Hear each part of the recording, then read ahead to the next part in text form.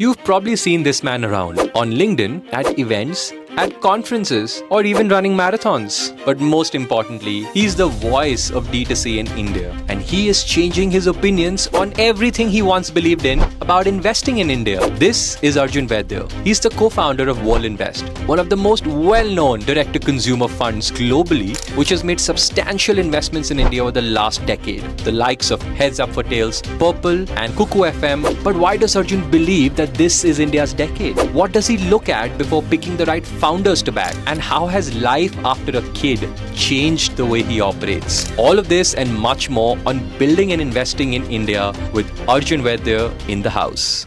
What does a typical week in Arjun Vaidya's life look like? You're doing like a bunch of things. Unfortunately, at least one, if not 2 or 3 flights, which is something that I'm trying to reduce this year, but it's just part of the work I do. I have to be on planes. I believe in person. If I'm not traveling, day is pretty standard. I wake up at 7:30, 7:45 because You're forced to wake up. If I don't wake up, my kid is waking me up. Yeah. I spend an hour with her, do some reading. By 9 to 9:30, I'm in the gym or I'm going for a run. By 10:30, I leave for the office. The day at the office is pretty standard. It's a bunch of calls, meetings, pre-scheduled, whether it's prospective investments, new investments, existing portfolio. And then back home, hopefully before 8:30, so I can catch my kid before she sleeps. But otherwise, How do you pack your weeks? What all do you like think of? These are things I would like to accomplish or run it by. This is just how it's scheduled. No, I think there is an activity that we started this January actually, which Trisha has pushed me to do. We usually used to do quarterly or 6-monthly goals. We do every January where we write it down, personal, professional, family, what are our goals. And then we both discuss other's goals. So we are accountable to each other on those goals. Right. But I think recently she's got into the activity of doing it on a daily basis. I don't do it on a daily basis. She does it on a daily basis. So I've started putting my week goals. See, the challenge is that you can get consumed into work and you can get consumed into your day-to-day such that you lose focus on the larger objective, the larger goal, what you're supposed to do. And so doing these activities says, okay, I need to do my day-to-day. I need to do whatever comes at me, whatever's thrown at me, that you can't sort of run away from that. But even with what's thrown at me, these 5 things or 3 things need to be accomplished this week. Else, I'm not moving forward. Yeah. I'm moving 1 step forward, 1 step back, 2 steps forward, 1 step back. So you're not really, sort of linear trajectory forward. Right. How do you rate yourself as a father on a scale of 1 to 10? 7. Yeah. I think there is no amount of time that is enough. Yeah. That you can spend Yeah. with your child. Yeah. Quality time is great, but like I wish I could spend 5 hours a day, 6 hours a day with my kid. Yeah. Today I can't. Yeah. And I do love the time I get with my kid, but the more and more time you spend with your kid, the more the kid gets out of it, the more you get out of it, the more you can nurture together, grow together. I think initially for the first 6 months, honestly, a baby is truly a baby. They can't emote, they can't speak so much, you don't know what they're feeling, they can't move so much, they don't walk so much. But now, the moment actually Aisha celebrated her first birthday, just 2 weeks after that, she started walking and now she says 30, 40 words, right? So now I know what she's saying. When she points at the crow outside and says, take me there, I want to see the crow, or I want to play with bubbles, and is able to say bubbles, or I want to eat cheese. It's a beautiful phase. Yeah. And this phase you really never feel like leaving. Like on Monday when I was leaving to come to Bangalore, I like sent Trisha a message saying I really don't feel like going for this trip. So I think 7 because I feel like there's an unlimited amount of time you can spend with your kid and I'm not able to do that unlimited amount of time at this stage in my life. Is there anything about what you do at work that gets to you? That adds a certain level of pressure, anxiety, or takes away emotional bandwidth? Like everything is a lot more transactional otherwise, right? Like, yeah, look, I think my work involves a lot of talking, a lot of engaging, speaking, meeting people, and I am a high energy person. Right? Yeah. I like to keep my energy high. I like to be engaged. I like to be in conversations. So sometimes when I get back home, I don't want to talk to anyone. very interesting. Because I'm just exhausted from talking, right? Like, you've done so much of it in that day. But don't you feel like now you're home, this is their time and they deserve it? Yeah, and I do my best, but there are days when I can't. Yeah. I try to do my best because look, my responsibility is not just at work. I have a massive responsibility at home as well. Yeah. And being present and being available is very important. But there are times when my family does give feedback that, hey, you were there. You sat for lunch for 2 hours with us, but You weren't here. you weren't on your phone either, right? There was a complaint that I was on my phone a lot, which is now going away because Even they had this complaint. They had a complaint that I was on my phone a lot. They were like, you were not present, right? You were there, but you looked exhausted. You didn't engage so much. And that's something I have to get better at.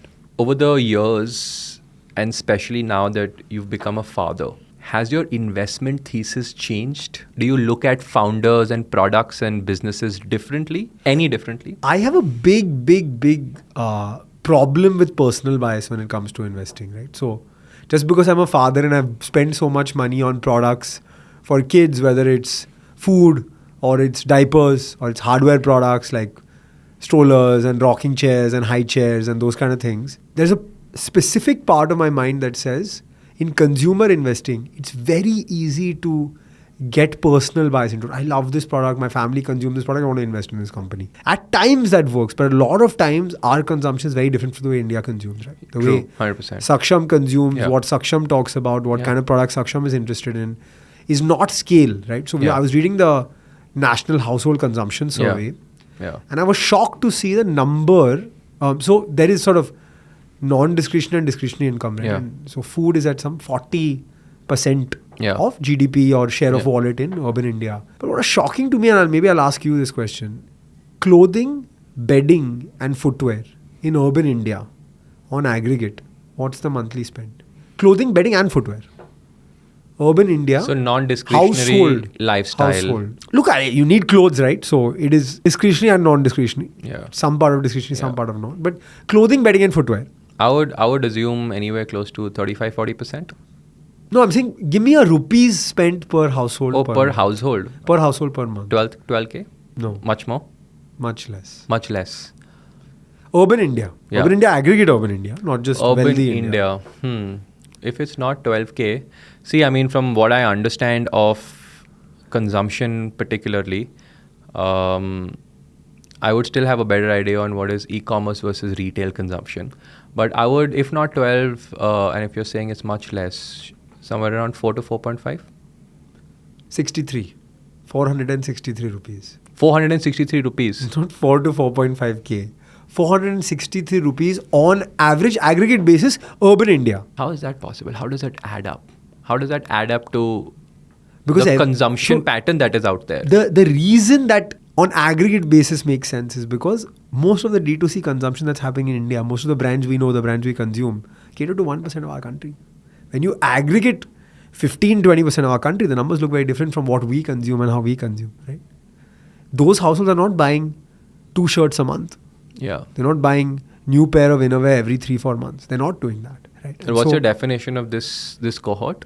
It's urban India, aggregate. And what are some metrics or benchmarks to? They took a 250,000 household survey, right? So it's a reasonable survey. And it's done by the government. It's not done by some private provider. Bloom report says something very different though. After 11 years, this report has come out.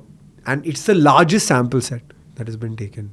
Now, what we consume, how we consume, the world view that we have, the way we buy things. It says 2 things to me. One, that actually the way we consume is not the way India consumes. Right. And so there's no issue in investing in a business that caters to us. But if you really want to invest in a business that has a TAM or a market addressable opportunity that's bigger than us, you have to start thinking differently, number one. Number two, if it's 463, there is easily the ability to get this number to 2,000 over the next decade. And so the scope for growth in India, actually, the mass premium price point is massive.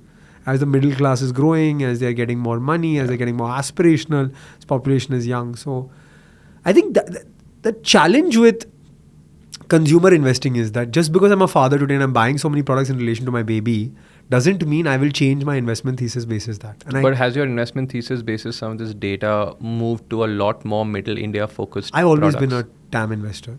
I built a business that was 82% outside top 10 cities of India. So I like to invest in what people call middle India, India 2, whatever it is, but the burgeoning middle class of our country. I think that's where real consumption will be driven over the next decade. What is that investment thesis if you had to give a line or two on it? I'll give an example. Sneakers. You're on our way up with one of your colleagues looking at a pair of sneakers that she was wearing. You thought it was not an Indian brand. It's an Indian brand. Saksham is a huge fan of Bollywood and loves to watch Bollywood movies and stalks all his favorite Bollywood celebrities on Instagram. Right. Watches all those reels, watches all those videos, tracks their airport looks, and sees these shoes that these people are wearing, and there are these amazing Air Jordans, there are these amazing Yeezys, etc. All of that. Saksham aspires to buy these. Saksham is very wealthy, but an equivalent of Saksham can't pay 12, 15, 16,000 rupees for a pair of shoes, but wants that same look and feel. Yeah. Can we give that same look and feel to the youth of India at a price point of 1,000 to 2,000 rupees? Or maybe lower. Below 1,000 rupees, you can't make a really quality shoe, honestly. Right. Then you'll start going into sort of what we wore as kids. Right. Action and the campus and that kind of stuff, which yes, there are shoes and there is a market for that, but something that looks like Air Jordan at below 1,000 rupees may be a little bit hard. But 1,000, 2,000 rupees, that aspirational population that is seeing Ranveer Singh, watching Saksham's every video. Like I watch Saksham and I get inspired by Saksham's fashion. I want to wear the shoe Saksham is wearing, but I can't afford what Saksham is paying. Yeah. So can I find an opportunity to give these consumers access to high quality products at a price point that works for them? There are so many of these opportunities there. Interesting. Sports is another big one. Yeah. Under Armour, Lululemon, Nike, Adidas. These are expensive products, right? Yeah. But India is getting aspirational towards fitness, towards health.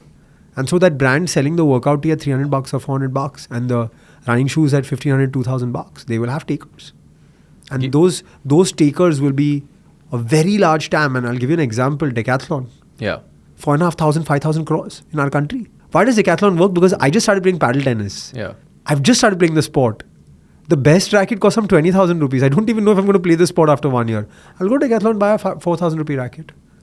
There's lots of people moving to this amateur, just starting, not knowing so much. Now for my running shoes, I'll spend 10, 15,000 rupees because I run marathons. For my squash racket, I've been playing for 20 years. I'll spend a lot of money. But for my paddle tennis racket or a table tennis racket that I use just occasionally 3, 4, 5 times a year when I play table tennis. I'm amateur, just starting. Yeah. I want that mass premium price point. Are you liking paddle? I like it, yeah, but I'm a squash player. It's very difficult to, No, it's not as, the back wall is easy. Yeah. But obviously it's a little bit more tennis. But I don't find paddle to be a workout. It's a nice social sport. You play with some friends. But you play 2 hours of paddle, I'm not tired. Squash you are. Squash in 45 minutes, you're 1 hour, you're like gone. Yeah. Done. Squash, football, those are really physically enduring sports. That's why I stopped playing cricket. I love cricket. I'm a huge cricket fan. But 3.5 hours of cricket, I don't break a sweat. You don't? Because the level of cricket we play is very low. And we play in turf. We play 5-on-5, 6-on-6. Yeah. Not so much running. Restricted. Yeah. What about startup investing?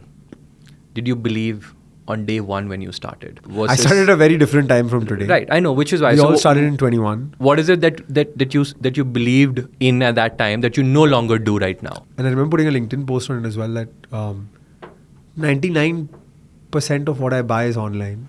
Who buys anything offline anymore? I thought that offline retail is going to be dead, mom and pop retail is going to be dead, modern trade is going to be dead, malls are going to be dead, no one's going to go back to malls.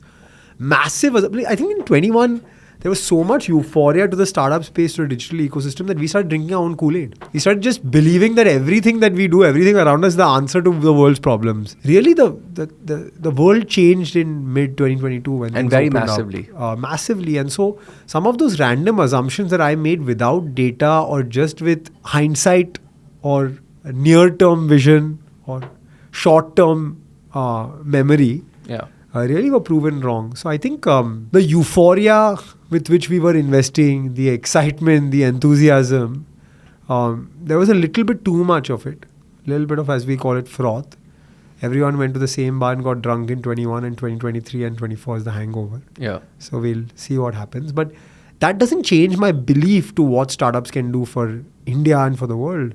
The amount of disruption that they can cause, the way they can change people's thinking, the way they can change people's experience, the way they can get incumbents to stand up and think. Dr. Vaidya said no right to win or no right to exist in Ayurveda market, where there were tens of players who have been in the market for 50 to 100 years, even longer, some of them, and have large businesses, 100 crore, 200 crore, 1,000 crore businesses. We had no right to exist. But because we did something different, because we captured consumers' imagination, because we gave a consumer a slightly better or even reasonably better experience, people just bought into it. Why do you particularly believe that this is India's decade? I came back to India in 2013. I came back to an India which was obsessed with imported products. I came back to an India which was very low on confidence. I don't want to make political statements, but there was a lot of economic as well as political activity that was making international investment not so excited about India. I was working at that time for a global private equity fund, and it was not a focus area. It was scary times in India. I think in the last 10 years, things have changed. Right? There is, and I am very patriotic again, so maybe I'm sounding biased here, but there's a renewed enthusiasm towards being Indian. There is a feeling of pride towards consuming Indian brands. There is a movement forward for our economy. There is massive infrastructure changes happen. E-commerce and digital ecosystem in the last 10 years has seen a leap like we have never seen before in our country.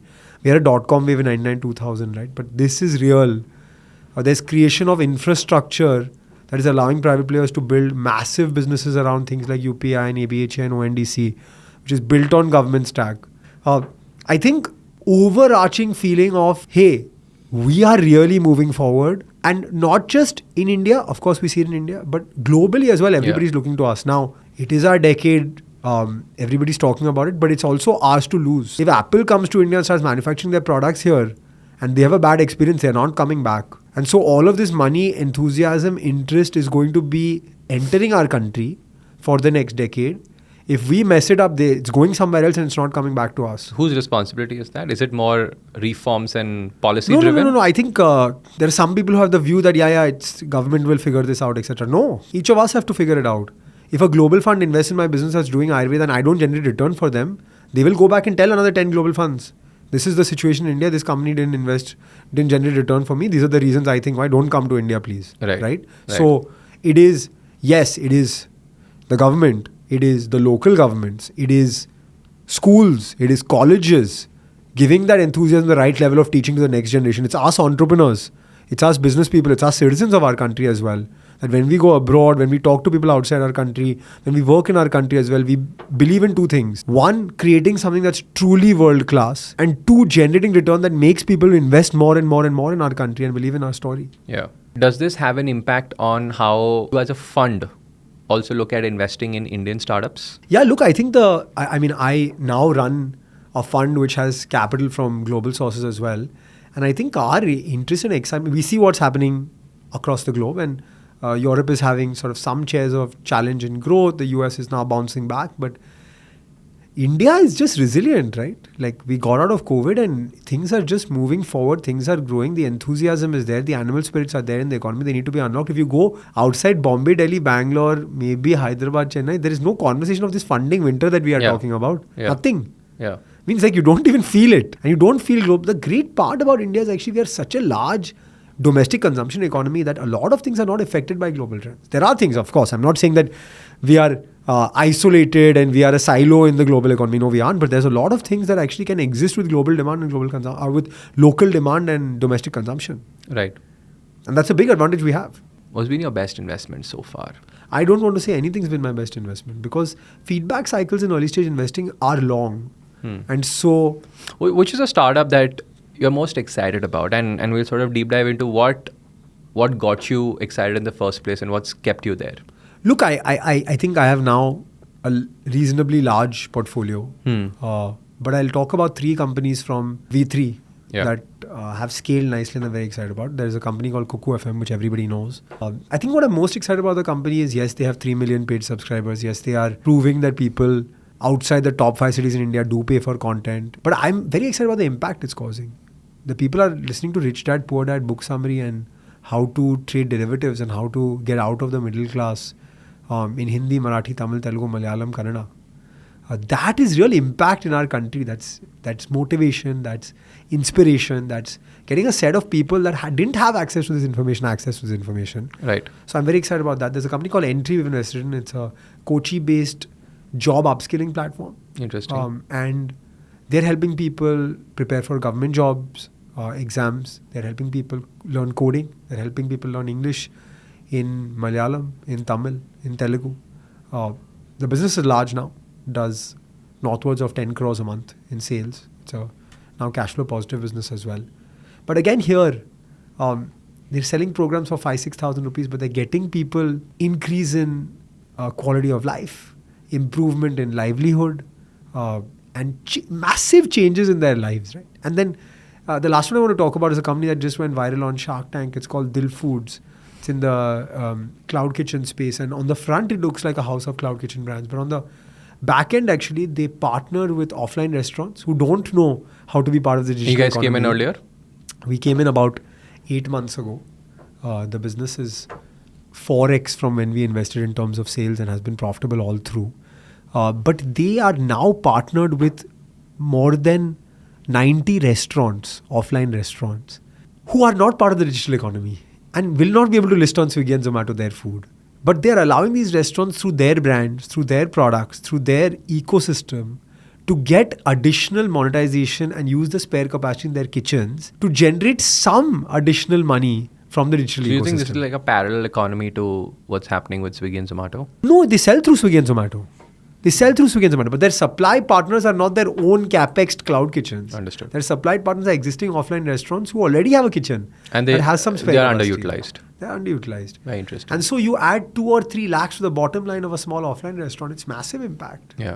It allows that person to start thinking bigger about their business. Is that the vantage point with which you start to think a lot more? Impact? I would say I'm capitalist in that I definitely don't go into an investment saying I'll do it because of impact. But we live in a country where businesses and the way businesses are done can change lives. And so, yes, I am looking for impact. And yes, if our revenue does scale, we do impact more and more lives. So it is one of the angles, but I would not make an investment if it's only impact without the ability to sort of gain in terms of return on the business. Having said that, I'm very passionate about sport, and Trisha and my sort of corporate social responsibility personally is to invest in sport, and there we donate to the Inspire Institute of Sport run by JSW. Parth's a good friend of mine from school and college, and he's built this amazing training facility where Neeraj Chopra, Bajrang Punia, Sakshi Malik, all these Olympic medalists have trained there, and it's a world-class facility that you will see in China, that you'll see in Russia,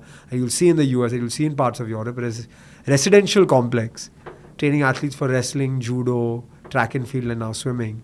So we donate there for 2 athletes until Paris. So hopefully we'll have a better performance in Paris this time. But that has no return expectation. Hopefully we get medals, but that is true sort of impact. But it's not part of my investment portfolio. Interesting. Yeah, of course, yeah. Without sounding pompous around you, you've in some way become like a celebrity in the Indian startup ecosystem, right? Is there something that you don't like about it? I can't read my WhatsApp anymore, and I can't respond to people at the speed that I want to respond to people, and that's not nice. I don't like it. I have no answer today to that. But if I message someone and they didn't reply for 1 week, I would not feel good. I'm trying to find a solution, but I don't have it right now, and I'm honest about it as well. Right. That bothers you, that you're like, this is too much limelight, this is too much in the open. I'm not so much limelight or in the open, and I don't get affected by it so much, right? So I don't get excited when I get people liking my post getting views. If I go to an event and someone wants to click a photo with me, it doesn't fuel my ego in any way, right? Because I'm not so much excited by the fame or what comes out of it, etc. All of that. If I can really impact startups, if I can, with my experience, give people some knowledge, some understanding, can help their businesses, I'm happier with that, honestly. So as you scale, what parts of it get easier and what parts of it gets tougher? Yeah, I think what gets easier actually is the ability to attract talent, the ability to send a cold outreach and get a response, the ability to have context setting not be half the meeting. This is what I do, this is what I'm trying to do. No, if you have scale, then people already know some of that. So that helps. But there is an assumption that once a business has raised Series A, Series B, is doing well in the public light or from the traditional sense of things get easier. No. If things go wrong, the size of problem is massive. Right? Yeah. Like, I was talking to a founder this morning where I've invested. The founder was doing, let's say, X, and now is doing 5X in sales. And that founder said, look, at the time when I was doing X and you invested in my business, it took a little bit longer for you guys to invest. So we had to hold off payments, etc., all of that. But we rode the tide for 1-2 months and then we got the capital. Now today, if I make my next fundraise too close and I run out of money, the number of suppliers, the size of problem, the impact it can cause my business is massive. So I can't run into that issue. I cannot have less than 6 months of runway at any point because I'll be in trouble if I run out of it. What happens to my business, right? So I think size of problem increases also. Right. What is the challenge that you love tackling the most with founders? I think if I'm able to solve a growth problem, a revenue growth problem. See, there are lots of parts to business, right? And there are lots of aspects to the back end of business, to the economics, to the financials, etc. All of that. When the early stage business, if you can help a founder solve their revenue growth problem, it solves the other problems as well. Like I believe sales solves Most things. most things, if not everything. True. In the early stage. Yeah. In the late stage, there are lots of other content. In the early stage, if you get customers, if you get sales coming through, your fixed cost gets rationalized, everything starts looking better, right? Are you more inclined to be connected with 0 to 1 founders or 1 to 100 founders? I would say that 0 to 10. Okay. Yeah. Yeah. 0 to 1 and 1 to 10. 10 to 100 is my work ends at Series A largely. Right. So then yes, we spend time, we engage with the founders. But after they cross that stage, then I also feel like you only should intervene as an investor when it's needed to intervene. Right. For companies going well, the founders doing well, you don't have to get into every single thing in that business. Right? Right. Give the founders space. Yes, if they need you, they'll reach out to you and you should always be available. Yeah. But if something's going well just for the sake of butting in doesn't make sense. Right. How do you give negative feedback? I sensitize it. I don't give it straight up and I don't give it rudely because entrepreneurs are still putting 14, 15 hours a day into that business. Right? Yeah. Or let's not associate time with it. Right. But entrepreneurs putting their heart, soul and everything they can. If they're not doing that, then you have a problem and then you have to be more brutal. More brutal. But if the entrepreneur is really putting in the effort, there's a way to sensitize it because they're literally thinking of that 95% of their waking hours. Right? And so you got to do it in the right way. If you do it in the right way, most entrepreneurs are open to taking feedback because at the end of the day, they own more equity than you in the business. Right. And so you're on the same side of the table and their growth is your growth and their failure is your failure. And it's all joined, right? In terms and of how often do you have to outcomes. do this? Very often. Yeah. Very often. And sometimes it's more telling or more important than other times. Sometimes it could just be, hey, our social media strategy is going off. Let's look at XYZ things and let's improve it in this way. Here are some examples. Sometimes it could be a fundamental issue in the business model, profitability, you're running into cash flow issues, etc. All of that. That's a more serious conversation. But if I see one of my startups needs a connect somewhere, can improve somewhere, there's a company of ours doing really well, but one new social media campaign I didn't like as much. It's going okay. It's not going bad. But I said, hey, we can improve in these ways. It'll help the business as well. The founder was very receptive to learning. Interesting. Do you ever get angry? Yeah, but I think there's one thing about being an investor. You're not the captain of the ship. You are the person who helps the founder put up the sails of the ship, but the steering, gear, everything is there. Everything is in their hands. Right. So you have to accept that as well and realize that you are an enabler and not a doer unless you own a business, right? There are investors who do buyout, they do control, they do really significant minority, 40%, 35% of business. Then yes, the journey is together, you're a true partner. But in the 5 to 15, 20% stake that we take, you have to really enable the founder and catalyze the founder to get the growth rather than getting in and doing it yourself. Yes, the aspects of business I know better than others. And there I get in and I help. And I help in the sense I operationally help as well.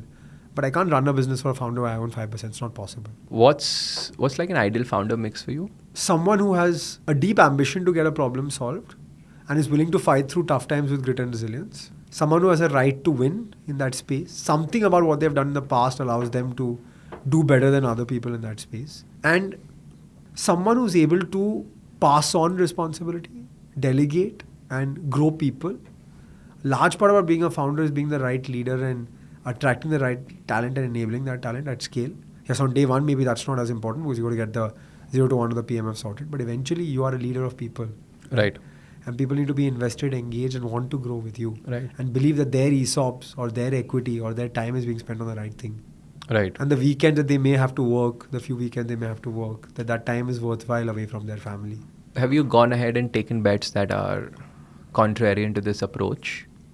I'm a big believer in investing in the right kind of founders. So if I would rather do bad market, good founder than good market, bad founder. Right. And let's talk about this for a minute, right? Like, especially today in India, you say you're a TAM investor, right? So product founder market, how do you place that and why? So I would say that founder 50%, TAM 20% because I have to see the ability to grow from there as well. I don't blame a founder who's operating in a small market and controls 50% of the market, is not growing. The business is not growing 2x, 3x every year because there's no space in the market. And 30% is on product, business, economics and team. But at the early stage, you're investing in a person, their ability to build this business, but their ability also to pivot and accept feedback and change if they have to. Right. Myntra was not a clothing platform, it was a personalized gifts platform. Pepperfry was selling jewelry and other products before it became what it became. Yeah. Bunch of these examples. Shiprocket was doing a business selling craft products called, I think it was called Craftly. Yeah. Minimalist was doing one of the most successful personal care companies was doing a personalized personal care product called Freewill. But eventually the founders figured it out. Right. Interesting. And Dr. Vaidya's was an offline business in the first 8 months. Right. How do I bridge the gap there is between scaling at any cost versus scaling sustainably? So we're talking about scaling sustainably versus scaling at any cost. And I think that scale at all costs, honestly, when should you adapt it's to a that? very scary place to be in, right? Yeah. Because you are dependent on somebody else to keep your business alive. Which means that if you don't get your next round of funding, you're dead. Right? And that's a very scary place to be in. So, yes, there are certain businesses like a marketplace business, which needs, and we've discussed this multiple times, which needs more money because the repeats are much higher. The gross margin structure will be 25-30%. And so for a while, you will lose money on a user. And so you may need access to more capital. But I think operational profitability after a certain point of time, and that point of time could be 1, 2, 3 years, we'll debate that, or business to business. Operational profitability is crucial. Else you're just on a treadmill that somebody else is controlling the speed you're running at. And if that somebody else decides to stop that treadmill, it's not on you. Right. And we've seen times change, tides change, policies change. But really business is business, right? Right. Business is business. Business is done to make profit. Business is done to create value. And so if that value is not being created after 5 years, 6 years, then there is a problem. What are some categories that you are bullish on except consumer? Outside of consumer, I would say consumption 2.0 or 3.0 and improving experience for consumption for the end consumer, giving them that delight is really exciting. I think outside of consumer healthcare, single specialty healthcare has a lot of opportunities where you talk about hair and skin clinics, you talk about the vet business. I think we still don't have enough standardized, organized chains. These are fundamentally profitable businesses, but they are run today in these single star doctor, few locations in a particular locality, city, etc. All of that. We don't have real pan-India scale, but eventually customers will want this. Right. As they move from cities, they'll want the same experience, a similar that experience. Also drives etc., all of quality. that. Yeah. So I think single specialty healthcare, very, very interesting. I think one space which we have discussed, Saksham, many times is enablement to commerce. If you believe e-commerce will grow, so and there is a gold rush, so will the shovel, right? And so truly value-adding businesses, and not just, hey, I added a small feature at your checkout, I'm going to sell a Shopify plugin. No, that's not a scalable business. But truly value-adding stuff is really exciting for me. See, we've evolved very rapidly over the past 4 years, right? 2020, 21, 22, and now 24. All of the past 3 years have been very different from each other. Does it bother you that as much as experience was true in the last decade of what you're building, today you can no longer be very sure of how it's going to pan out? In what sense? You said you were bullish on certain things in 2020, 21, right? It's no longer true. And so likely so last year, so there was a reeling winter round, right? And today it's sort of picking back up. How do you balance being able to take a decision that you'd see through? See, Saksham, as an investor, at least an early stage investor, your feedback cycle and your length of investment is long. Right. It's usually 5, 7, sometimes even longer years, right? If that's the case, cycles will come and go. You have to invest in cycle-proof businesses. Right. Because if I'm building a business for 20 years, there will be up and down cycles. But my business has to resist or withstand those cycles. And so I drank a lot of the Kool-Aid in 21 as well. So what do I look at? If not cycles, like what do I look at as a business, as a founder? What are 2-3 things? You look, if there is a market opportunity that exists in the country and is large. Core behavior. It will continue to exist regardless of market cycle. If there's an entrepreneur who's building a sustainable business that will not survive only if the next round of funding happens, these are characteristics of businesses that make it more worthwhile or interesting to invest in. Right. So even today, you would look at a profitable business versus... We are doing early stage profitable businesses from V3. So Yeah. there is no harm in being profitable. Right. Is there a take that you have on the creator economy? Yeah, look, it had lots of excitement and enthusiasm in 20 and 21. Right. I think a lot of the stuff was actually, there were just features being built or overestimation of TAM. The creator economy is real. People do look up to people to consume. UGC and creator-driven content sometimes is even more effective than a celebrity ad. But models that are so small that they will not generate large businesses, or models that are completely commoditized, will not work. What am I excited about? Honestly, I am waiting for creator-led brands to scale in India like they have in the US. Right. I just can't wait for that to happen. Right. It has its share of challenges. There needs to be a good business guy in those companies that needs to understand D2C and building a consumer brand out well. But yeah, I think you have to look at opportunities outside just drinking the Kool-Aid, and opportunities that can be large business outcomes as well. Not just, it's a nice feature, just add it on and it'll help people types. Right. What are a couple of startups outside of your portfolio that you're very excited about, or you probably missed out on investing in any way? Yeah, I definitely... Not in a negative way. I definitely missed investing in Mokobara. I was just going to say that. I underestimated the TAM they had at that price point, as well as what truly a strong brand can do. I missed investing in Pilgrim, which is doing a fantastic job bringing the best of the world to Indian consumers at the right price point. So I missed investing there.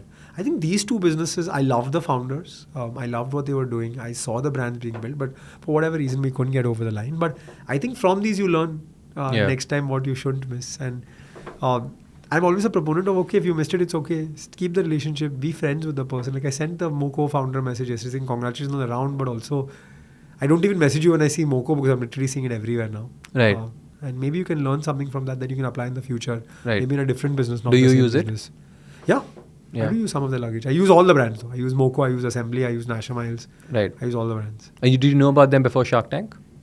Nasha Miles? Yeah, Nasha Miles Assembly. Yeah. It's my job to know about them. So Right. It's not a big deal that I know about them. Right, fair. When are you coming on Shark Tank as a shark? When they call me. They have called you. But I would be happy to be a shark. I'd be happy to be a shark. I was recently on that Amazon Prime show called Mission Startup, which was a nice experience. Yeah. But no, when the time is right, hopefully I'll be there. Interesting. Off the record, would you want to be there? Yeah, absolutely. Yeah. I think it's a fantastic show that really is fueling entrepreneurship, which is deeply aligned with my purpose. I think maybe there's a little bit of drama, but the impact that the show has had on I think the drama is just it has to be there that way. Like I used to, in the first year, I used to cringe, so much, but I love every bit of it. I actually try to watch every single episode. Yeah, even I watched it. I learn a lot. Yeah. I enjoy learning about what people are building. So I think it's a boon to the Indian ecosystem for sure. Right. What's the one thing that most investors believe in that you don't? Pedigree is the be all and end all of investing. Wow. You don't. I think experience can sometimes trump pedigree. What do I mean by that? I mean that I may not have gone to an IIM, I may not have gone to an IIT, I didn't work at McKinsey. I had reasonable pedigree, but the 150 years of Ayurveda legacy is what got me by, not the rest of it, right? So just because someone is a particular archetype and someone is not a particular archetype, that doesn't make it a good or bad investment. How do you battle that with co-investors? You get the right people who believe. And after a point, the business has to tell, right? Yeah. You may have the best pedigree, best background, gone to HBS, gone to Wharton undergrad, etc. All of that worked. But it doesn't work, yeah. Worked at McKinsey or something. But if the business is not working, the business is not working clearly, right? So, right. So that's not the first thing you look at. Yeah, no. Got it. I mean, founder is very important, but it's not just pedigree that I look at. Yes, I do look at it. I'm not going to lie, I don't look. Right. It's not like I don't look at it, but it's not the be all and end all for me for investment. How do you grow personally? Don't accept the status quo and keep wanting more or keep wanting to improve. Don't be sitting on your laurels. Don't be complacent. What are some things that you consume? It could be books, podcasts, like that you're an avid consumer. I like to learn from documentaries, lives of other people, lots of sport. I watch every Yeah. single sports documentary out there because the discipline, the culture, the attitude, Right. something all of us can learn from, right? Yeah. And accepting failure publicly. Right. We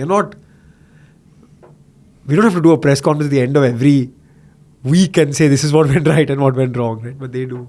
Right. So that I learn a lot from watching other people, and I have a curious mindset to learn from all ages also. From my grandmother to my niece, I'm learning from everyone. Right. What's the one thing that you hate about the Indian startup ecosystem? We don't talk about failure enough. Like, it seems like everything is glamorized a little bit too much, and so for people outside it who are entering it, it seems easy. Yeah. And how Or do it you seems- how do it you think seems we can change that? I think time will change it. Yeah, as we get more and more mature, it's happening already. So I think time will change it. So you only celebrate a success, and then you realize that there's. See, been a I don't failure. know about this celebrate failure, have a party to celebrate failure. No, not to the extent of Yeah. having a party, but just like failures are not spoken about. You're right. Correct. I think we should speak about it more. And you think the ecosystem's mature enough? People are to, getting mature. See, the startup ecosystem in India pretty much is a 10-year-old ecosystem, right? Yeah. Okay, maybe you can say 15 years. Yeah. That's not long enough for maturity to develop. Right. Cycles have just happened once. Right. Second time founders are just starting to build, or just started to build 2-3 years ago, 4 years ago. Right. So, it's still early on. What is the one thing that a founder should come to you for? I think find a empathetic partner who's been on a similar journey. That's what I can bring that maybe others can't. And by the way, others bring a lot that I don't bring as well, or that I don't have. No, it's not a competition. I think empathetic partner who's been on the journey and focuses on maybe some things that are more real. And what's the one thing that they should not come to you for? Running their business. I think sometimes founders say, I bring you and then my D2C will get solved. No, sorry, it's not going to happen. Yeah. I can enable, can catalyze, but I definitely can't run anyone else's business. Cool stuff. This is In good. the house, it's been an honor. It has I been wasn't my invited honor. for season 1, so hopefully I'm the top decile of episodes because You were invited for dream. season 1. You weren't free. it's a dream come true. Likewise. It's a dream come true to be in the house.